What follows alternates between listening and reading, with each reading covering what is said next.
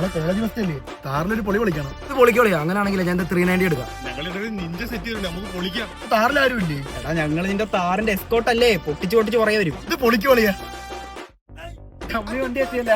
ഇവനോട് നാളെ നമ്മളോടാ ആളിയാ ഞാൻ വരുന്നില്ല താറുമായിട്ട്. നീ എന്തിനു വരാതിരിക്കണം? നമുക്ക് ഈ മാസം കാണിക്കണ്ടേ? ഇവനീ പാട്ട വണ്ടി കൊണ്ട് എവിടെയെങ്കിലും പോട്ട്.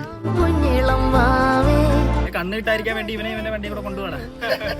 ഓക്കെ നിന്റെ താർന്ന് എടുക്കാൻ പറ്റുമോ കൊല്ലം വരെ പോയിട്ട് വരാൻ? ഇപ്പൊ ഭയങ്കര ബ്ലോക്ക് ആയിരിക്കും, അത് റഫ്യൂസിനൊന്നും കൊള്ളത്തില്ല, മൈലേജും ഇല്ല. ഓ അത് ശരിയാണല്ലോ. എടാ പിന്നെ 390 ഒന്ന് എടുക്കാൻ പറ്റുമോ? അത് ഫുള്ള് മോഡിഫൈഡ് ആളിയാ, റോട്ടിൽ ഇറങ്ങിയാൽ പോലീസ് പിടിക്കും, പിന്നെ മൈലേജും ഇല്ല. അപ്പൊ നിന്റെ ബൈക്കാ? എനിക്ക് സ്വന്തമായിട്ട് ബൈക്കില്ല, കൂട്ടുകാരനല്ലേ. എടാ നിങ്ങളും ഞാനും തമ്മിലൊരു വ്യത്യാസമുണ്ട്. ഇന്ത്യയൊക്കെ വണ്ടി നിന്റെ തന്ത വാങ്ങിച്ചു തന്നെ, അതുപോലല്ല ഞാൻ ഈ വണ്ടി വാങ്ങിച്ചത്. ഈ വണ്ടി ഞാൻ കഷ്ടപ്പെട്ട് വാങ്ങിച്ചതാ.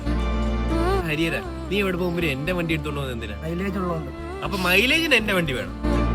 എടാ നിന്റെ വണ്ടിയുടെ സർവീസ് കോസ്റ്റ് എത്രയാണ്? 10-15 രൂപ. അല്ലേ എന്റെ വണ്ടിയിൽ വെറും 1000 രൂപ ആകത്തുള്ളൂ. എടാ ഗോപു നീ ആദ്യമായിട്ട് ആരെ വണ്ടിയിലാ ബൈക്ക് ഓടിക്കാൻ പിടിച്ച? നിന്റെ വണ്ടിയിലെ ആവശ്യങ്ങൾക്കെല്ലാം സ്പ്ലെൻഡർ വേണം, അല്ലെങ്കിൽ പുച്ച. ഒരു വണ്ടിയും കൊച്ചായി കാണല്ലോ. ആവശ്യം വരുമ്പോ ഞാനും എന്റെ വണ്ടി മാത്രമല്ലേ ഉള്ളൂ.